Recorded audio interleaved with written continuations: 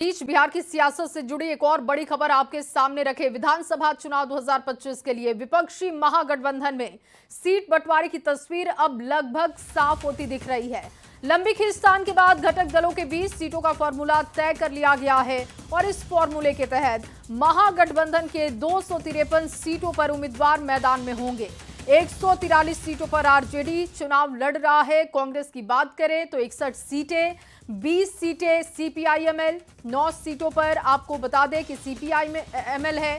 इसके साथ ही ये जो आपको दिखा रहे वीआईपी 15 सीटों पर। इसके बाद देखिए सीपीआईएमएल की तरफ से 20 सीटों पर उम्मीदवार उतारे गए। 9 सीटों पर सीपीएम को 4 सीटें मिली और आईआईपी को 1 सीटें दी गई हैं। इस तरीके से जो फॉर्मूला सामने आया है महागठबंधन का, वो बहुत ही उलझा हुआ दिख रहा है। 243 सीटें बिहार में हैं, लेकिन यहां पर 253 सीटों पर उम्मीदवार उतारे गए।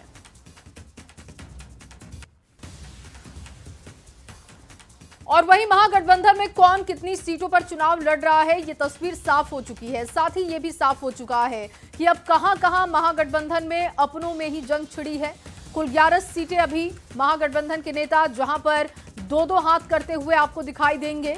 आरजेडी कांग्रेस 5 सीटों पर आमने सामने है, जिसमें वैशाली की सीट है, सिकंदरा, कहलगांव, सुल्तानगंज और नरकटियागंज सीट शामिल है। जबकि 4 सीटों पर कांग्रेस और सीपीआई आमने सामने हैं।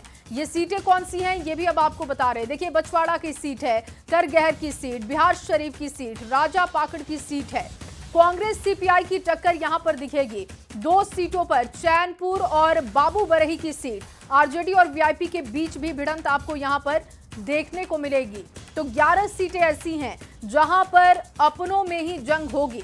सबसे पहले आरजेडी और कांग्रेस के बीच जिन 5 सीटों पर टक्कर है उसको देख लेते हैं, उसकी जानकारी हम आपको दे देते हैं। देखिए वैशाली की जो सीट है, अजय कुशवाहा आरजेडी की तरफ से हैं, संजीव सिंह जो कि कांग्रेस की तरफ से हैं। अब सुल्तानगंज सीट की बात करते हैं।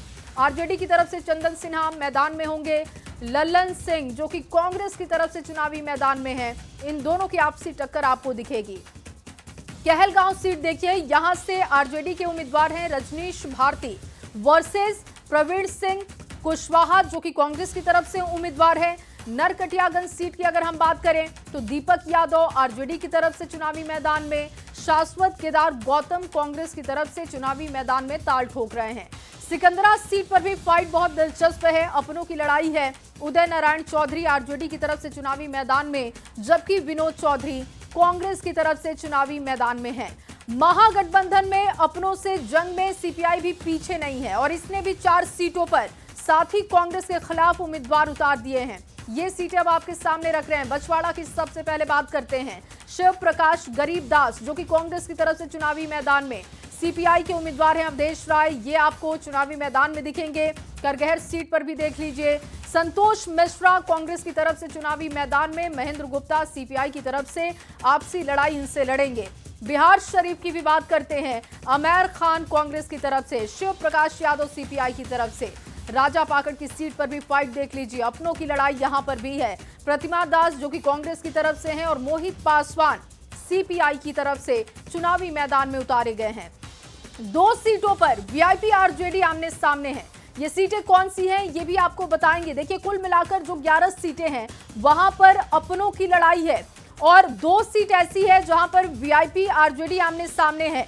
चैनपुर की सीट है, बृज किशोर बिंद आरजेडी की तरफ से, बाल गोविंद वीआईपी की तरफ से हैं। इसके बाद देखिए बाबू बरही सीट जहां पर वीआईपी वर्सेस आरजेडी है, अनिल सिंह आरजेडी की तरफ से हैं और बिंदा गुलाब यादव वीआईपी की तरफ से चुनावी मैदान में उतार दिए गए हैं। तो महागठबंधन में महाकन्फ्यूजन का सबसे अजीब असर अगर आप कहीं देखें तो वो गौरा बोराम की सीट है। वीआईपी प्रत्याशी ने शिकायत भी इसको लेकर कर दी है। मुख्य निर्वाचन पदाधिकारी से शिकायत की गई, अफजल अली का नामांकन रद्द होना चाहिए, इसकी मांग उठाई गई। दरअसल आरजेडी के सिंबल पर अफजल अली का नामांकन हुआ है। लालू प्रसाद के पत्र का हवाला दिया गया है कि अफजल का नामांकन रद्द किया जाना चाहिए। और पार्टी के राष्ट्रीय उपाध्यक्ष बीके सिंह के नेतृत्व में 2 सदस्यीय प्रतिनिधिमंडल निर्वाचन आयोग से मिलने के लिए पहुंचा था। निर्वाचन आयोग के पदाधिकारी से मिलकर इस बात की शिकायत की गई है।